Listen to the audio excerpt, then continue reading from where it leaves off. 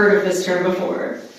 Okay, cool. So this is an invasive fungus that was introduced to New York, and this fungus has been slowly spreading its way across the continent, and this has absolutely decimated bat populations.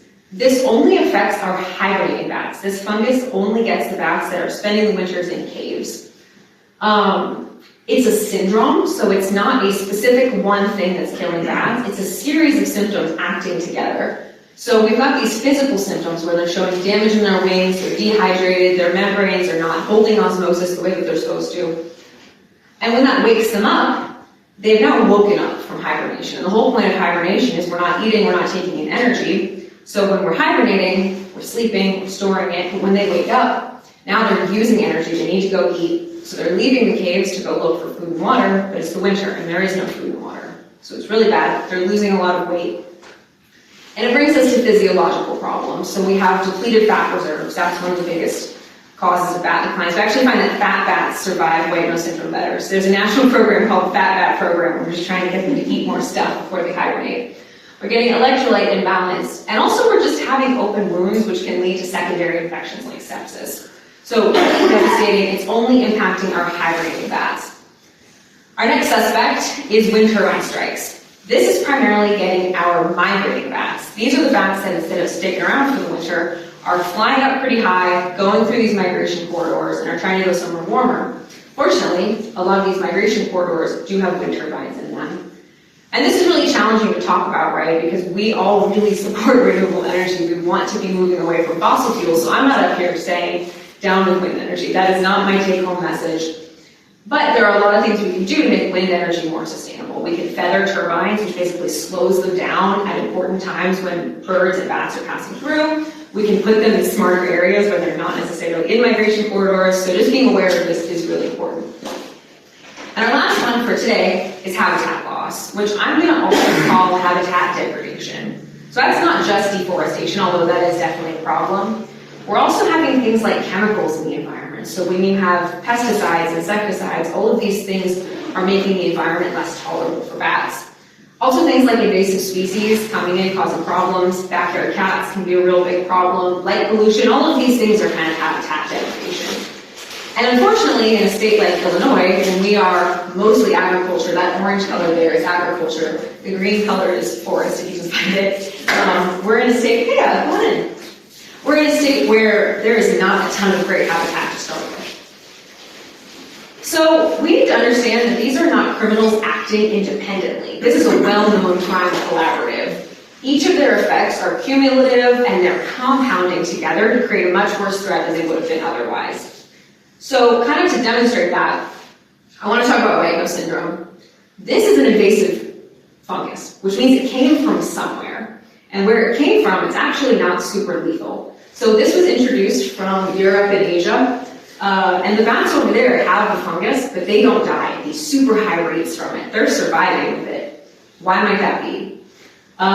There's a bunch of reasons why it could be. My hunch is that tens of thousands of years ago, when that fungus was evolving and coming to be, the bats were dying from white nose syndrome. They were experiencing those massive declines, but they had pristine habitat, they had water, they had food, they had all these resources available to them. So even though they were taking this serious hit, everything else around them was supporting them enough to be strong enough, get through that bottleneck, recover, and now they have a developed immunity towards it. Whereas here, we have really terrible habitat for them. They don't have water to drink, they don't have spaces to go to. So now when they're facing that same threat, they don't have the ability to survive anymore. So you can kind of see how habitat loss, white nose syndrome, how these things all kind of compound together.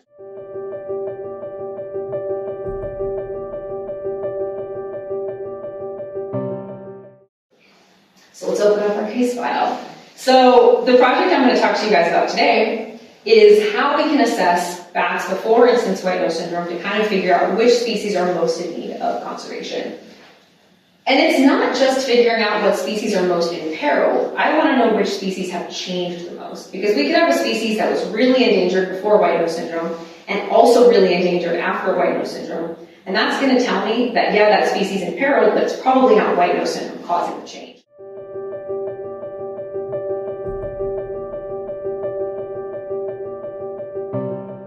These are other species species that's really similar to them. This was the one that we thought probably also not going to show a signal of decline. Same thing, we don't have that evidence, and it shows really similar stuff. So we see our observed heterozygosity increasing, our expected increasing, our inbreeding, not a ton, but it is decreasing for sure.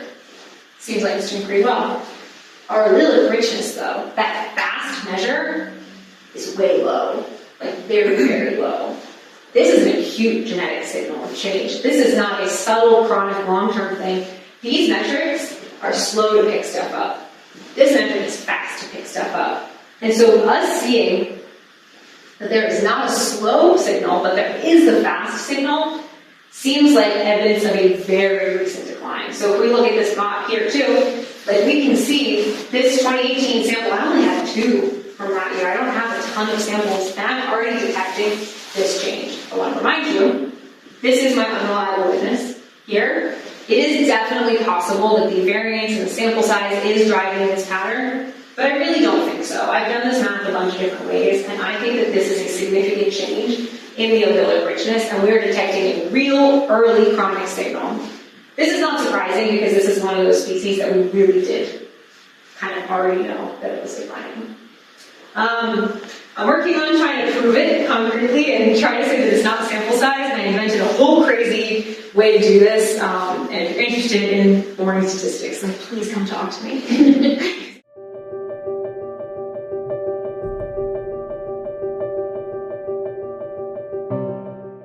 Developing a vaccine for this, that's very cool. Let's definitely get coffee. But you guys can help fatten them up so they could survive this terrible disease. Try to keep your cats inside. My mom really struggles with this. I know it's really hard, but the cats do kill a lot of young bats. And that young bat that has the good genetics, it's got everything it needs, it's just starting out. And if a cat gets them, that puts the end to it. So just try your best. Planting native gardens, I have a spreadsheet here that you can take with you that has a list of night blooming flowers. Not only are they beautiful and native and they support lots of biodiversity in your area, they also bloom at night, so it'll attract moths, which is like the all-time favorite snack for bats. So, very cool. Moths are awesome. So, grab one of those, plant some native plants, avoid invasive species when you can. I've been fighting this Japanese knotweed for like 3 years in my yard. Try to avoid putting them in, put in the good stuff. Turn off some lights at night if you can, if it's safe in your area to do so. When I talk about habitat degradation, light pollution is totally an ecosystem. We've taken this dark environment and made it bright. We've really altered the way that habitat looks.